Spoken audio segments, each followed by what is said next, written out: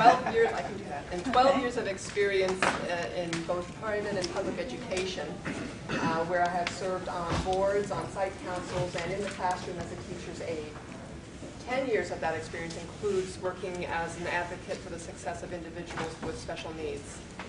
Coupled with 30 years of experience as an organizational and systems analyst and rich input from this community, I found that there were a number of relevant issues in MCPS that I believe we can address with a collaborative common vision and a clear plan of action. When our family decided to move here last year, the most difficult part of that decision was leaving a public school we loved.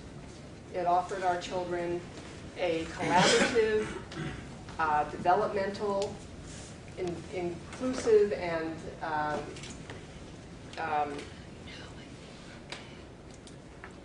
very engaging education. They were so engaged, eagerly engaged in learning, that they routinely said to us that they couldn't wait to get back to school, and their school friends said that as well, and that was even during long school breaks and holidays and vacations. I believe that it's possible to achieve that in MCPS. I want to see MCPS offer that kind of education. And I'm running for BOE because I have the personal experience to say with conviction that it can be done. Yeah, I don't know whether we can really say that this is just political posturing or not. It may be a red herring. But the point I think that we have to really address with this, and to answer the question, is of course the state has to honor its own obligations. And I do agree with Fred that we need to send the message to our teachers that they are valued, that they can be secure. We want to retain them for life because experience matters. The contribution of the practitioner is key, and it's an absolutely pivotal role. So we want to retain them for as long as we can, let them gain that experience and enrich the education and learning for all of our children. I don't think that adding another layer of bureaucracy is going to change that.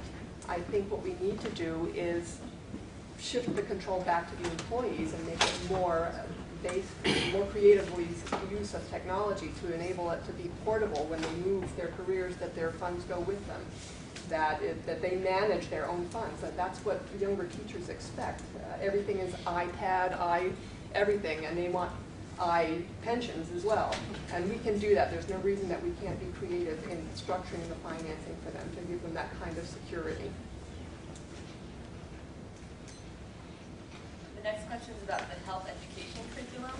The MCPS health education advisors have urged MCPS to include in the 8th and 10th grade health education curriculum the facts that mainstream American medical and mental health care professional associations, 1, have concluded that being gay is not an illness, and 2, oppose so-called sexual orientation change therapies as ineffective and dangerous. Do you agree that MCPS should include this information in the curriculum, and if not, why not? Yes, I absolutely believe that if it is evidence and it's science and it's facts, then we need to teach our students about this. And there's evidence everywhere else in every form of life that it's a continuum. We don't have to say that people are only black or only white, only male or only female. It is a continuum, and our students need to face reality and learn reality. There's no reason for us to be indoctrinating them in false information. Why would we not teach them this? Well, I have to say, first of all, that bullying, in my experience, is often misdefined. I had that experience myself moving here. My son was identified as a bully in his school simply for being impulsive and overly friendly.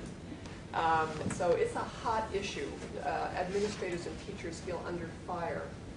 It's putting everyone on pins and needles because we don't want to allow it and we might be accused of allowing it. And I think in part the problem is, well, bullying, like any problem behavior, is best addressed by getting the students actively engaged and feeling included in a community, every student valued. When we set up students to compete for rewards and achievement and be considered best, we're setting them up for feeling inferior or superior and for bullying.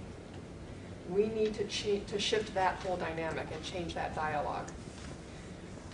we can't be just teaching students character education by dogma and rewarding them for saying the right things and doing the right things. We have to role model. Every single teacher has to be offering social inclusion in the classroom every day in every way.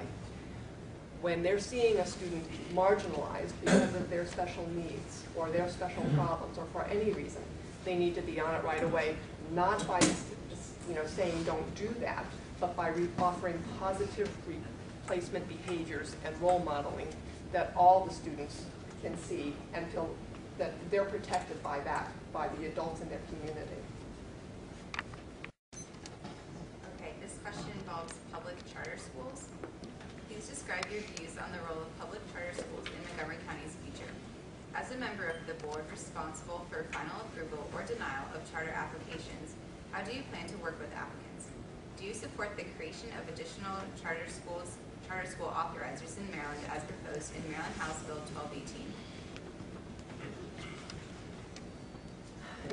The public school that we loved was a charter school in California. California has a very different charter law than Maryland. Maryland supports only remedial charter schools. But we have, and if you've studied the charter debate, there are charter schools that have served as innovative rubrics for new approaches to education.